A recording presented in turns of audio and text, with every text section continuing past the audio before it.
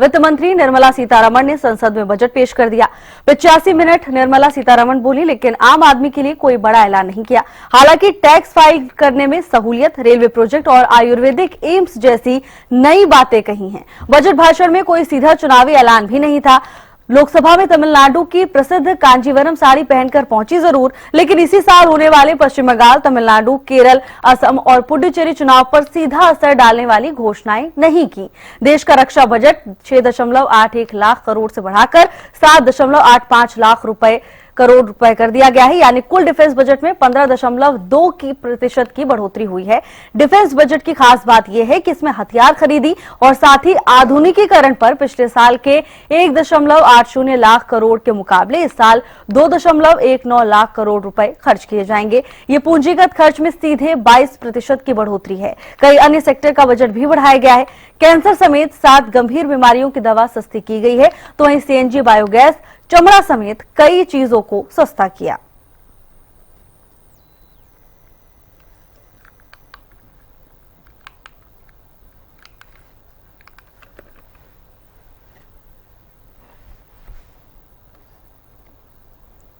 कुछ तस्वीरें आपको दिखा रहे हैं। वित्त मंत्री निर्मला सीतारमण ने बतौर वित्त मंत्री 9वीं बार केंद्रीय बजट पेश किया, तो वहीं राष्ट्रपति को बजट की कॉपी भी केंद्रीय वित्त मंत्री ने सौंपी है और राष्ट्रपति ने शुभकामनाएं दी।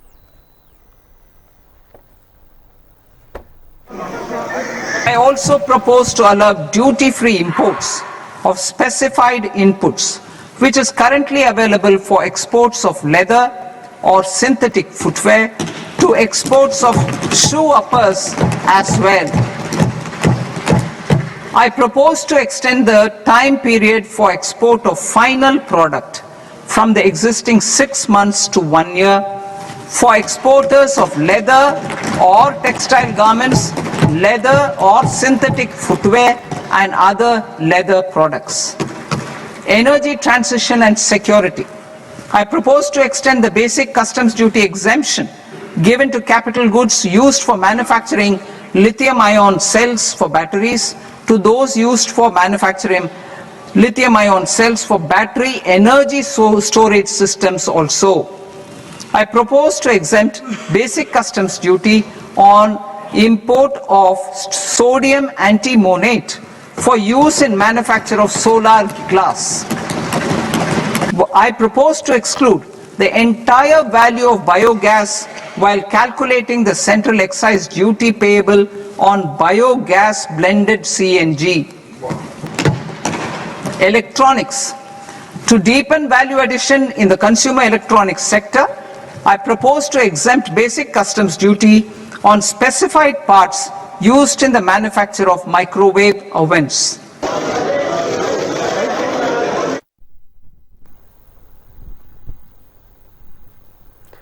और आज इसी पर चर्चा करेंगे कुछ खास मेहमानों के साथ। बीजेपी की ओर से हमारे साथ प्रोफेसर सुभाष सप्रा जी हैं।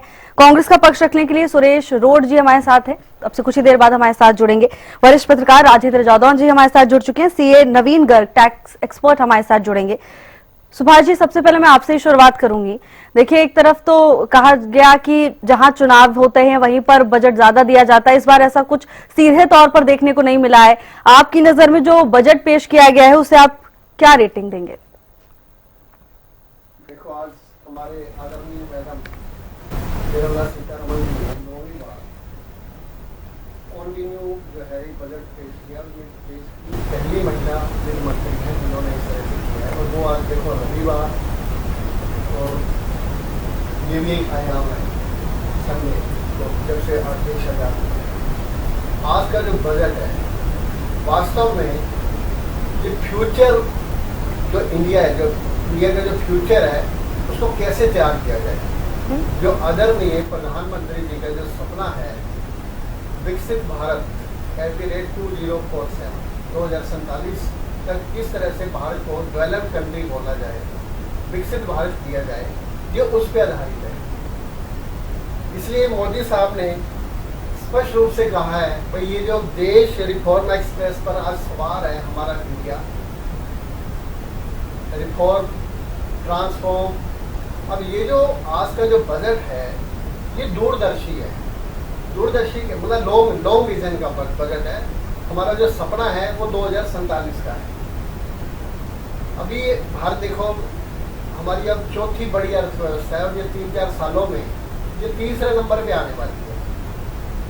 अब इसमें हर फील्ड में हमारे मैडम ने हर फील्ड को टच किया है, चाहे वो युवा है, चाहे वो कृषि है, चाहे वो उद्योग है, हर फील्ड को बढ़िया मेडिकल कॉलेज बनेंगे, एजुकेशन की भी ऐसे ही खर्च है, कृषि को भी ध्यान में रखा गया, उस पर भी बजट पूरा दिया गया है।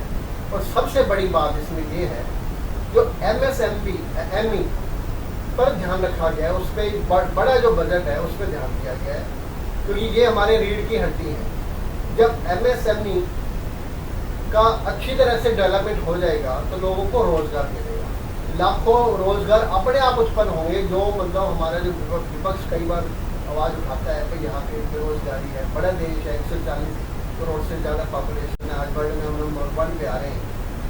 तो ये मतलब दूरदर्शी, मतलब दूर को ध्यान में रखा गया है, बिल्कुल जो है ना, ये लॉन्ग टर्म विजन। और साथ ही साथ जो कैपिटल एक्सपेंडिचर पे खर्च किया गया है, अब ये देखो 12.2 लाख करोड़ कैपिटल एक्सपेंडिचर पे खर्च किया गया है। कैपिटल एक्सपेंडिचर मीन बिल्कुल दूरदर्शिता, भाई हमारे यहाँ पे बढ़िया सड़क हो, बढ़िया रेलवे स्टेशन हो, हाई स्पीड RITS सिस्टम हो, मतलब किस तरह से जो है ना लोगों को आसानी हो हर फील्ड में, चाहे वो व्यापार करना चाहता है, चाहे वो आना जाना चाहता है, विदेशों में अगर आप जाना चाहते हैं, पढ़ने के लिए जाना चाहते हैं, इलाज करवाने जाना चाहते हैं, बिल्कुल सस्ता कर दिया गया है।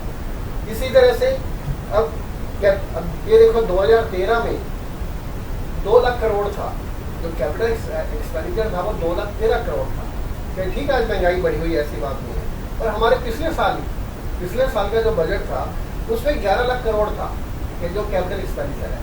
इस बार जो कैपिटल एक्सपेंडिचर जो दिया गया है इट इज़ 12 यानी 12.2 लाख करोड़ है, और जो पिछले साल से भी 9% ज़्यादा है।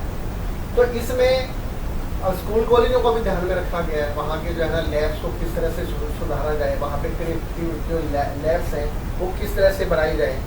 और हमारे हरियाणा का भी जो है ना बिल्कुल विशेष ध्यान रखा है। वी आर थैंकफुल टू हमारे जो फाइनेंस मिनिस्टर हैं, हमारे नरेंद्र मोदी जी हैं। अब इसी तरह से देखो आप अब इसमें जो है ना छोटे छोटे शहरों पे भी जोर दिया गया है, और इसमें हमारा जो इसमें जो मेन जो कर्तव्य है, जो मेन ड्यूटीज है, जो मेन जो फोकस रखा गया है, हमारा जो इकोनॉमी है उसको आर्थिक दृष्टि से किस तरह से तेज किया जाए, उसकी क्षमताओं को कैसे बढ़ाया आपके पास दोबारा वापस आऊंगी। राजेंद्र जी, आप इस बजट को कैसे देखते हैं, क्या रेटिंग आप दे रहे हैं इस बजट को जो आज पेश किया गया है? हेलो जी राजेंद्र जी, आपकी आवाज आ रही है? हाँ, आ रही है? जी आपकी आवाज आ रही है। नहीं, देखिए ऐसा है कि बजट आया है, उम्मीदों का बजट होता है हमेशा ही, लेकिन दो तरह से बजट को देखा जाता है। एक तो ये है कि सीधा जो है टारगेट करके राष्ट्र के किसी एक वर्ग विशेष को या आर्थिक वर्ग को कोई फायदा दिया जाए, या फिर अर्थव्यवस्था को इतना स्पीड में लाया जाए कि सभी को जो है अप्रत्यक्ष रूप से सभी को लाभ हासिल हो जाए, सबके जीवन स्तर में बढ़ोतरी हो, सबको अधिक से अधिक सुविधाएं उपलब्ध हो। तो इसमें इस बजट में जो है सीधा टारगेट करके, जैसा पिछले बजट में था कि इनकम टैक्स से रिलेट 12 लाख तक की सालाना आय को कर मुक्त किया गया था, आय कर मुक्त किया गया था, वैसा कोई इसमें इस बार उम्मीद की जा रही थी कि टैक्स स्लैब में कुछ थोड़ी बहुत बढ़ोतरी होगी, तो वैसा कुछ नहीं, टारगेट करके कोई फायदा नहीं दिया।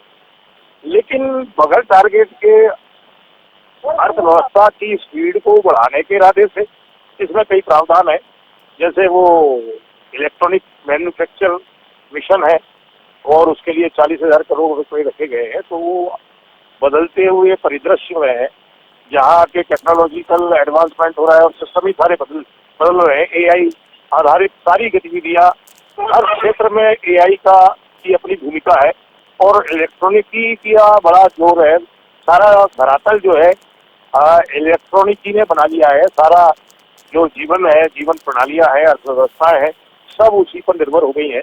तो उस हिसाब से ये ठीक है। अभी हाल में अंतर्राष्ट्रीय परिस्थितियां भी बदली हैं। अमेरिका ने 50% टैरिफ लगा दिया भारत के एक्सपोर्ट पर, तो उसको वो एक चुनौती थी, उन्होंने यूरोपीय यूनियन के साथ मुक्त व्यापार समझौता किया है। तो अब उसको देखते हुए क्या क्या मौके को, क्या क्या अवसर जो है उस मुक्त व्यापार समझौते के अंडर में मिलेंगे, उसको देखते हुए भी इस बजट में कुछ प्रावधान किए गए।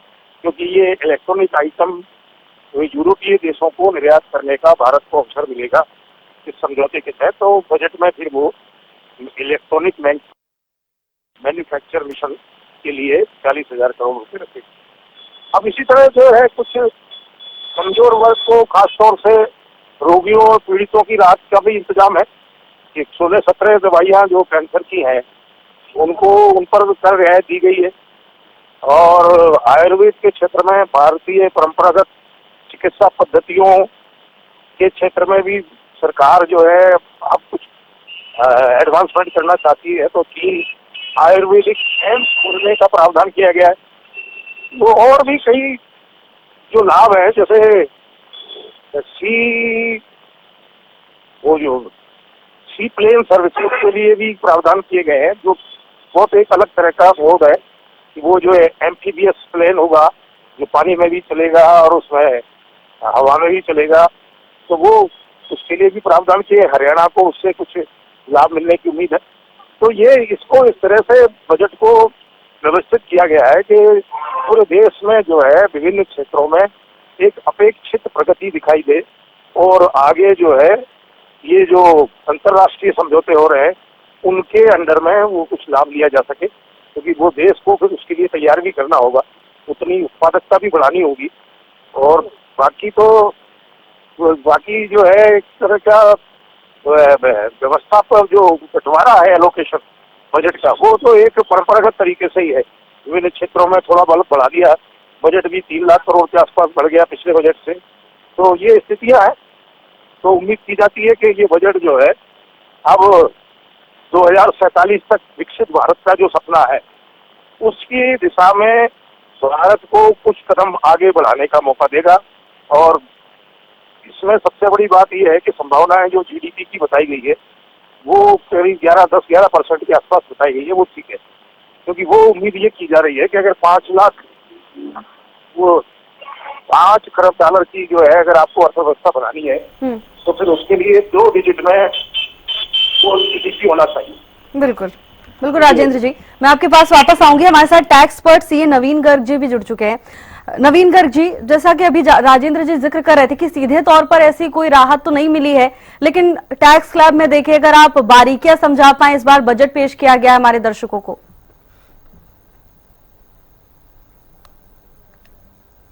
नवीन जी, आप तक आवाज आ रही है? मुझे तो आ रही है आवाज आपकी। जी जी, अभी ठीक है मेरी आवाज? जी नवीन जी, आप अपनी बात रखिए।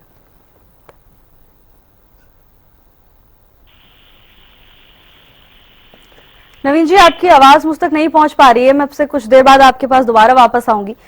सुभाष जी, आप तो बोल रहे हैं दूरदर्शी है बजट और थीम भी रखा गया 2047 का, लेकिन विपक्ष कहीं ना कहीं यही कह रहा है कि चुनावी बजट है, जिन राज्यों में चुनाव होता है वहां ज्यादा बजट एलोकेट कर देते हैं। ये आरोप बिल्कुल झूठा है। अभी कोई चुनाव नहीं होने वाले, ठीक है। वेस्ट बंगाल वगैरह वहाँ पे बजट दिया गया है जितना होता है, और वहाँ के भी जो अभी हमारे जो सीएम हैं मैडम ममता बनर्जी जी, वो तो कह रही हैं कुछ किया ही नहीं, और आप कह रहे हैं ये चुनावी बजट है। वो तो खुश हो जाते हैं and she is not happy. आप देखो अभी उनका जो स्टेटमेंट चल रहा है, वो कह रहे हैं जी चुनावी हमें उम्मीद है, यहाँ पे चुनाव है, हमें बढ़िया कुछ मिलेगा। यहाँ पे तो कुछ दिया ही नहीं हमारे सीएम प्राइम मिनिस्टर ने, हमारे वित्त मंत्री जी ने। तो ऐसा कुछ नहीं है। हमारा बिल्कुल एक ही एम है, शुरू से ही एक ही नारा है, सबका साथ सबका विकास। हर जगह डेवलपमेंट बिल्कुल एक जगह से, मतलब एक तरह से हो, मतलब बराबर हो, कहीं कोई कुछ नहीं है। चुनाव वाला ये वैसे ही नारा लगाते हैं। चुनाव तो यहाँ वैसे प्रक्रिया है, हर साल कोई ना कोई किसी न किसी स्टेट में चुनाव चलता रहता है, जो है किसी जिले में कहीं कुछ ना कुछ चलता रहता है। ये ऐसा कुछ नहीं है। और बिल्कुल मैडम ने बड़ी मेहनत से पूरा वहाँ का जो सिस्टम है, जो वित्त मंत्रालय है या जो इससे जो जुड़ी हुई संस्थाएं हैं जो बजट तैयार करती हैं, उन्होंने बड़ी मेहनत करके बजट तैयार करके हर वर्ग को ध्यान में रखा है। अब देखो आप कॉरिडोर्स बन रहे हैं, 7 नए कॉरिडोर्स बनेंगे, ये कितनी बढ़िया बात है। ये कोई छोटी बात थोड़ा है ये। अब बढ़िया जो है ट्रेन्स आ रही हैं हमारे, सड़कें देखो आप, कितना बढ़िया डेवलपमेंट हो रहा है।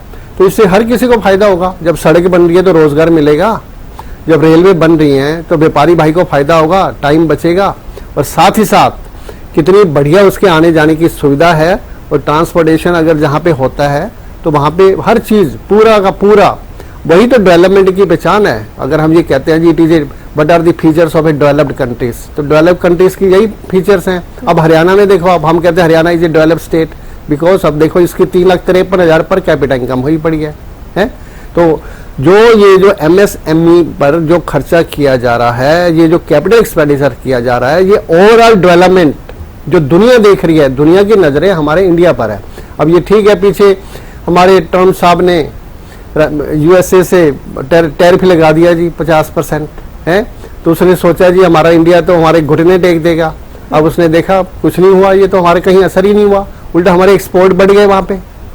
ठीक है सुभाष जी। हाँ, तो हमारे साथ हमने EU एग्रीमेंट कर लिया आपकी का। सुरेश जी, कैसा लगा आपको बजट? आज केंद्रीय मंत्री ने 9वीं बार बजट पेश किया है बतौर वित्त मंत्री।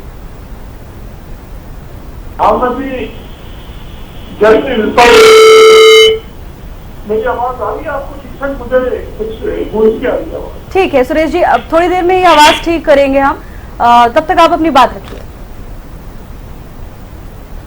मैं बता रहा हूँ कि जैसे हमारी शुरू से चिंता थी कि वो मोदी मित्रों के लिए या बड़े उद्योगपतियों के लिए कि भारतीय जनता पार्टी प्रेशर में पड़े बड़े और भारत को छोड़कर देश में भागे। सुरेश जी, मुझे माफ कीजिएगा, आपकी आवाज मेरे पास ठीक तरीके से नहीं आ पा रही है। कुछ ही देर बाद मैं आपके पास वापस लौटूंगी। नवीन जी, मैंने पहले भी आपसे सवाल पूछा था कि सीधे तौर पर कोई राहत टैक्स स्लैब में देखने को नहीं मिल रही है। आपका आकलन क्या कहता है? आम लोगों को क्या राहत मिली है इस बार टैक्स में?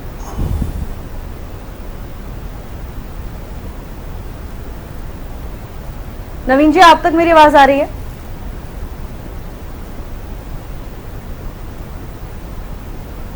ठीक है राजेंद्र जी, नवीन जी, आवाज आ रही है आप तक मेरी?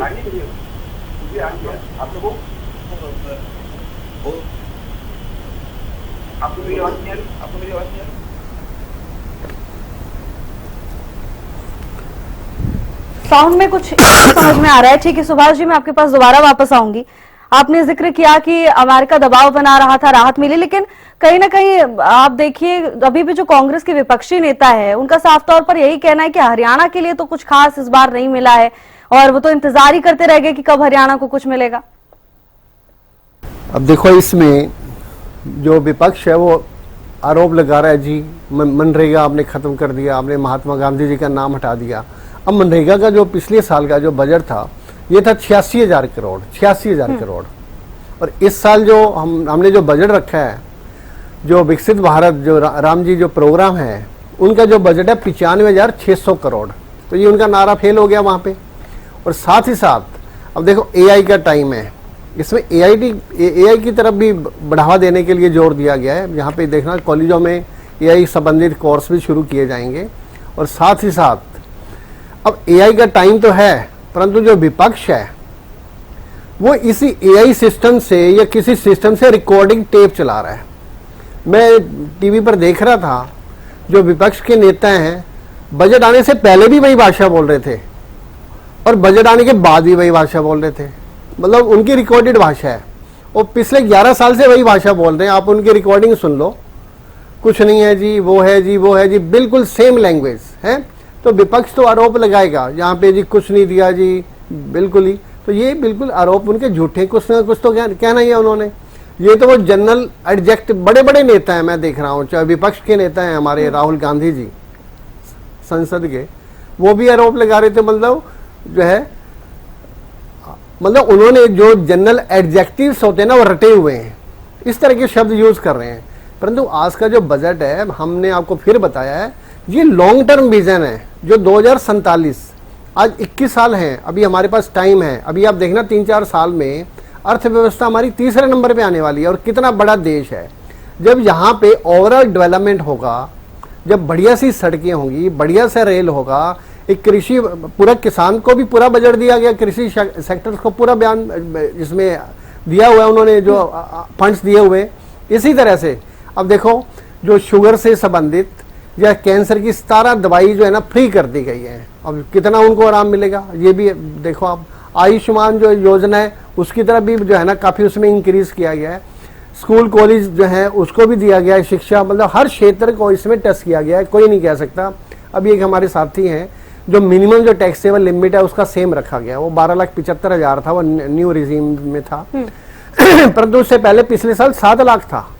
सीधा 5,75,000 जंप देना मतलब कोई सोच ही नहीं सकता था, चाहे वो चार्टर्ड अकाउंटेंट है या सीए हैं या प्रोफेसर हैं या बड़े बड़े इंडस्ट्रियलिस्ट हैं, कोई कह ही नहीं सकता था इतनी बड़ी जो मिनिमम टैक्सेबल लिमिट बढ़ जाएगी।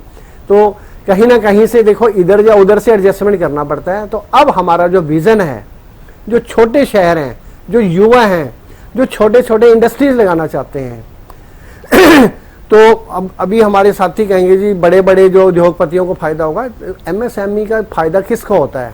ये जो थोड़ी सी पढ़ाई कर रखी है या ये स्टार्टअप लगाना चाह रहे हैं, थोड़ा सा इन्वेस्टमेंट करना चाह रहे हैं। कहीं ना कहीं एमएसएमई को जब हम बढ़ावा देते हैं तो ना केवल हम विकास की गति में आगे बढ़ते हैं बल्कि रोजगार सृजन की गति में भी आगे बढ़ते हैं, तो ये महत्वपूर्ण तो होता ही है। राजेंद्र जी, आपको क्या लगता है इस बार जैसे लोग उम्मीद लगा रहे थे बजट से, या आपकी भी मैं बात करूं, आप तो आपने कई बजट देखे, उनका असर देखा है, किस तरह से एलोकेशन हुआ, इम्प्लीमेंटेशन हुआ, सब कुछ आपने देखा है। आपके हिसाब से बजट कैसा रहा? और दूसरी तरफ जो दूरदर्शी होने का दावा किया जा रहा है, क्या वाकई पर्याप्त नजर आ रहा है आपको बजट? क्या है, ऐसा होता है कि बजट को कुछ लॉन्ग टर्म चीजें तो उसमें होती हैं अर्थव्यवस्था को चलाने वाली। अर्थव्यवस्था भी पूरी एक मशीनरी है, वो जो है उसमें उत्पादकता बढ़ाई जाती है। उत्पादकता बढ़ाने के साथ उसका निर्यात, फिर निवेश का भी ध्यान रखना होता है कि विदेशी फॉरेन डायरेक्ट इन्वेस्टमेंट आए, विदेशी प्रत्यक्ष निवेश आए, और प्राइवेट क्षेत्र भी जो है प्रोत्साहित हो। देश का जो निजी क्षेत्र है उसका भी प्रोत्साहित होना जरूरी है।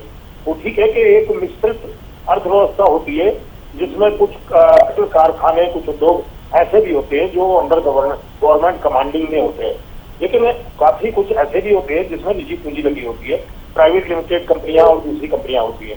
तो वो मिश्रित होता है पूरी तरह। या तो अर्थव्यवस्था फिर ये हो कि सरकार जो है सारा ही कुछ अपने हाथ में ले ले, या फिर ये हो कि पूरी तरह से प्राइवेटाइज कर दे। लेकिन ये है कि मिश्रित रहता है। तो निजी क्षेत्र जो है, जो उद्योग चलाते हैं बड़े, उनको भी प्रोत्साहित करना जरूरी है, उनको भी रियायत देना जरूरी है। पिछली बार जिस तरह से आया था कि वो उन्होंने एक स्कीम लेके आए थे रोजगार के लिए कि जो उद्योग जो है रोजगार देंगे उसका कंपनसेशन को सरकार देगी, प्रोत्साहन योजना लेके आई थी। रोजगार प्रधानमंत्री रोजगार प्रोत्साहन योजना लाई गई थी पिछली बार। तो ये जब अगर इंडस्ट्रीज को बढ़ावा मिलता है तो वो निश्चित तौर पर अपना विस्तार करते हैं, अपना उत्पादन टारगेट बढ़ाते हैं।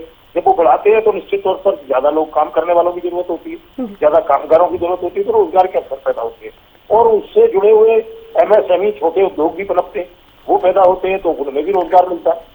तो वो इस तरह से अर्थव्यवस्था को चलाने वाले उपाय तो आपको लेने ही है। इलेक्ट्रॉनिक, अब जैसे मैन्युफैक्चरर मिशन की स्थापना जो बजट में प्रावधान किया गया है, तो उसमें 40,000 करोड़ का निवेश होगा। तो उसमें जो इलेक्ट्रॉनिक साइड में हमारे जो छात्र हैं और जो युवा है, जो टेक्निकल डिग्री लेके निकलते हैं, बीसीए वगैरह कंप्यूटर में उस साइड में और इलेक्ट्रॉनिक साइड में जो इंजीनियरिंग की डिग्री लेके निकलते हैं, उनको रोजगार मिलेगा। अगर रोजगार इलेक्ट्रॉनिक मैन्युफैक्चरर मिशन स्थापित होगा तो वो किस तरह से होगा, वो तो उसका बिल्कुल राजेंद्र जी, ये तमाम पहलुओं में मैं आपके पास वापस आऊंगी। नवीन जी हमारे साथ जुड़े हुए हैं। नवीन जी, टैक्स को लेकर क्या बड़ी राहत, क्योंकि लोग बड़ी टकटकी लगाए रहते हैं कि इस बार टैक्स में हमें क्या छूट मिलने वाली है, आम लोगों को सीधे तौर पर क्या फायदा होगा?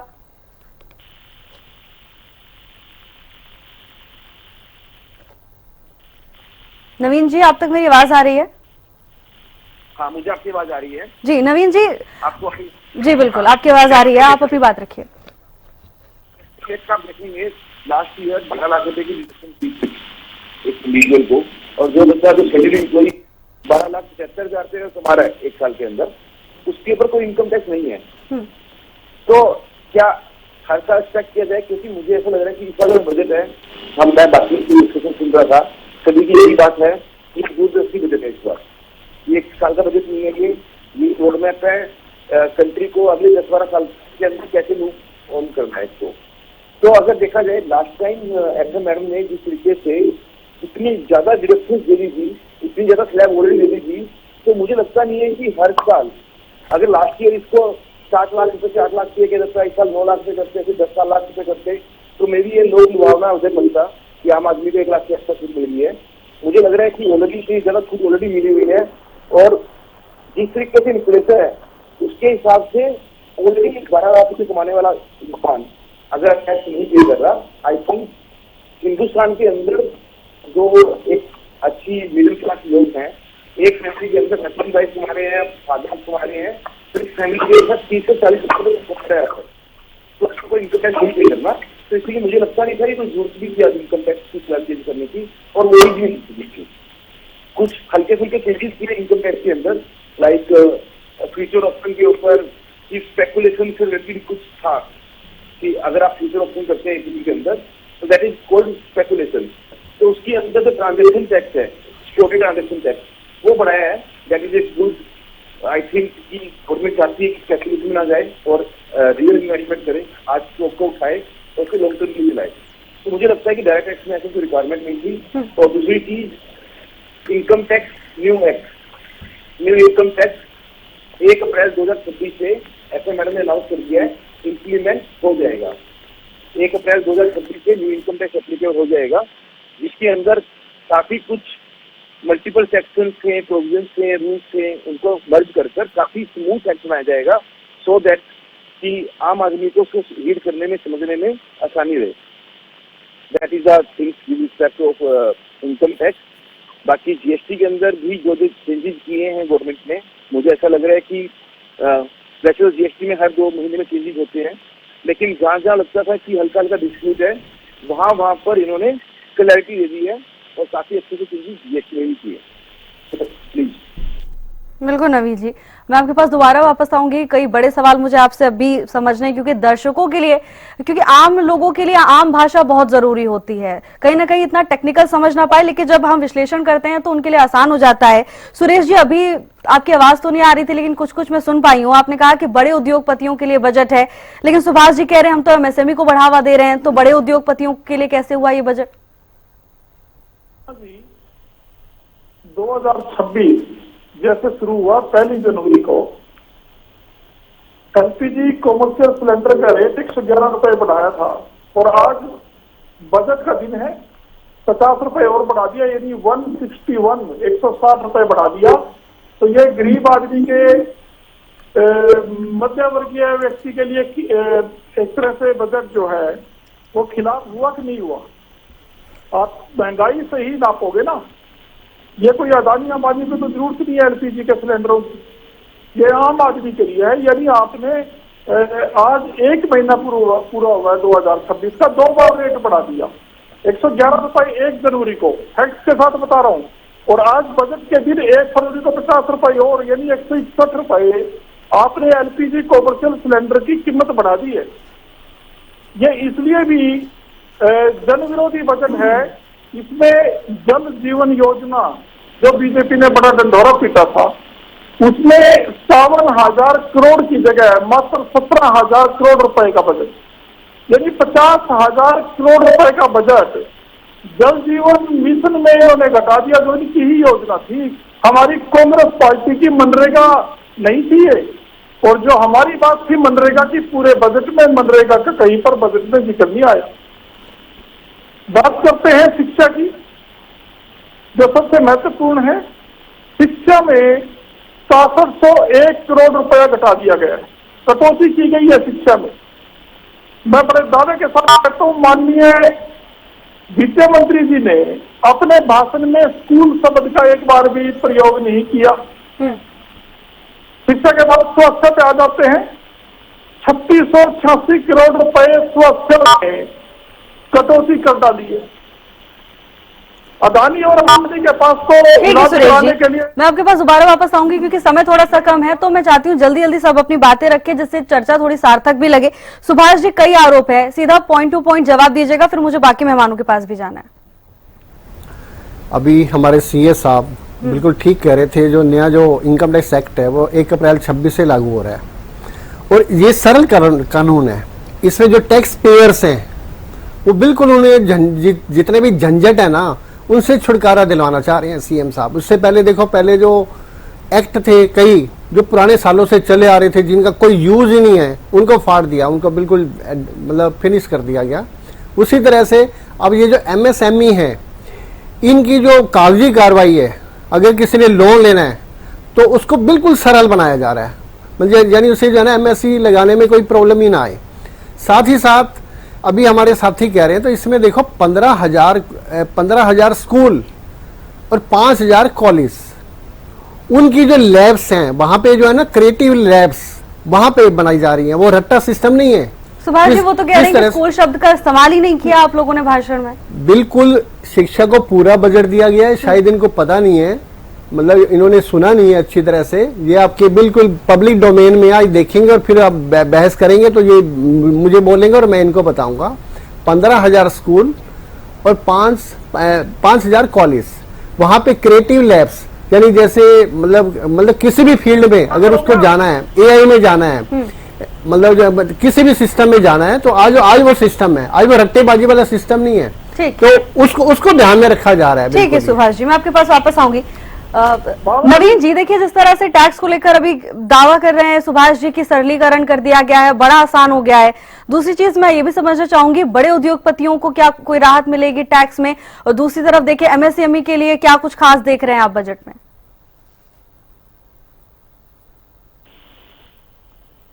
361 का इनकम टैक्स एक्ट आज मिलाकर चलिए ऑलमोस्ट 70 ईयर्स हो गए इसको।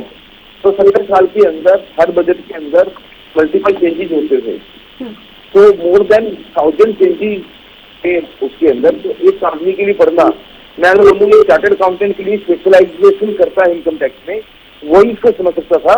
एक नया चार्टर्ड अकाउंटेंट एक नॉर्मल लेमैन को समझ नहीं पाता था। तो इसको सिंपल लॉ अभी ड्राफ्ट किया गया है, जो सेक्शन प्रोविजो रूल्स काफी जगह डिलीटेड हो चुके हैं, उनको प्रॉपर वे में डिलीट करके नए सेक्शन डाल दिए गए हैं इसके अंदर। तो इसका प्रॉपर बेनिफिट मिला ही मिला है, इसमें तो दो राय नहीं है। इनकम टैक्स एक्ट सिंपल होने से एक आम आदमी को समझकर अपनी टैक्स प्लानिंग प्रॉपर वे में कर सकते हैं। दूसरी बात एमएसएमई को लेकर मैं अगर बोलूँ कि बड़े उद्योग और छोटे उद्योग, गवर्नमेंट का मुझे लगता नहीं है कि पूरे बजट के अंदर मैंने जो रीड किया है, जितना मैंने सुना है कि स्पेसिफिकली किसी पार्टिकुलर इंडस्ट्री को इन्होंने फोकस किया हुआ है बड़े उद्योग को लेकर। यहाँ पे मुझे लग रहा है एमएसएमई को लेकर सरलीकरण पहले भी किया हुआ था, अभी भी जहाँ जहाँ सजेशंस आए एमएसएमई को लेकर उन्होंने वहाँ अमेंडमेंट करने की कोशिश की है। तो एज पर माई अंडरस्टैंडिंग इसके अंदर कहीं पर भी बड़े उद्योग को लेकर कुछ नहीं है। एमएसएमई को लेकर बहुत सालों से, मतलब पिछले मैं अगर देख रहा हूँ 4-5 सालों से एमएसएमई को लेकर लोन लेने की प्रक्रिया हो, विदाउट एनी कोलैटरल सिक्योरिटी अगर लोन लेना हो। तो रही बात बैंक्स के ऊपर थोड़ा सा, बैंक फेवर करते हैं किसी एक पर्टिकुलर पर्सन को, बाकी को फेवर नहीं करते, that is a separate issue. उसके लिए गवर्नमेंट को एक अलग से इन्वेस्टिगेशन टीम आनी चाहिए कि जिसका रिजेक्ट होता है लोन और किसी का एक्सेप्ट होता है, दोनों में डिफरेंस क्यों होता है, that is a separate chapter. लेकिन गवर्नमेंट को अपनी तरफ से, आपको पता ही है कि एमएसएमई लोन के अंदर गवर्नमेंट अपनी एक गारंटी देती है। तो आई थिंक इसमें एमएसएमई को लेकर फिर से गवर्नमेंट ने कुछ ना कुछ प्रमोट किया है और स्पेसिफिकली किसी बड़े उद्योग को लेकर। तो और कुछ बोलूँ, आज आप देखेंगे कि बीएससी एनएससी बड़ा ड्रॉप हुआ है।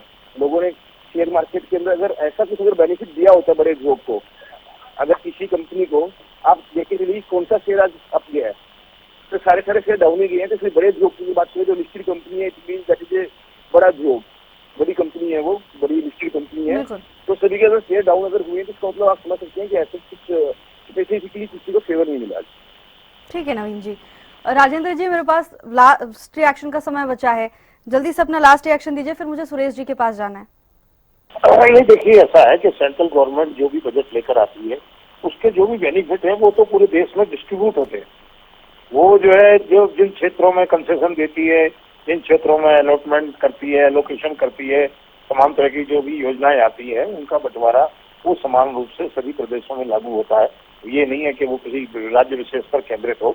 और किसी राज्य विशेष को लेकर अगर कोई आ जाती है कि एम्स खोलेंगे तो चलिए अभी आयुर्वेदिक एम्स खोले जाएंगे, तो ठीक है, ये स्टेट की अपनी पावर है कि वो अपनी तरफ खींच के ले जाए कि भाई हमारे यहाँ खोल दीजिए आप।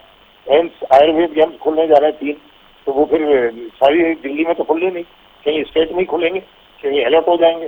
तो ये बजट को उसी नजरिए से देखने की जरूरत है कि आर्थिक नीतियां किस दिशा में जारी है और उसका पूरे देश को और राज्यों को भी किस तरीके से लाभ होगा। लगभग ठीक है, जो संसाधन है उसके दायरे में केंद्र सरकार ने अच्छा करने की कोशिश की है। तो 3 लाख करोड़ के आसपास बजट बढ़ गया है, पिछली बार 50 लाख करोड़ के आसपास था। तो वो जितना कलेक्शन हो रहा है, वैसे उन्होंने जो है पूंजीगत खर्च, जो स्थायी विकास के लिए जो खर्च होता है वो बढ़ाया है, और जो राजस्व खर्च है, जो स्टाफ पर और वेतन पर, पेंशन पर, इन पर खर्च होता है, उसमें कमी आई है। तो मुझे लगता है कि वो अर्थव्यवस्था अच्छे वहाँ की आंकड़े और भी देखने की जरूरत है। जैसे राजकोषीय घाटा कितना कम हुआ। राजकोषीय घाटा वो होता है कि इनकम के मुकाबले खर्च कितना है। अगर इनकम के मुकाबले खर्च ज्यादा है तो जितना ज्यादा है उतना राजकोषीय घाटा माना जाएगा। तो उसको देखना है कि इनकम के मुकाबले खर्च सरकार करने जा रही है उसमें कितना अंतर है, उसको कितना कम करने की कोशिश की है, कितना कम किया गया है, वो देखने की जरूरत है। बिल्कुल राजेंद्र बाकी जी, तो ये बजट तमाम एवरेज पहलू ठीक हैं है। और यही कसौटियां होती हैं मुझे लगता है। ठीक है सुरेश जी, आपका लास्ट रिएक्शन।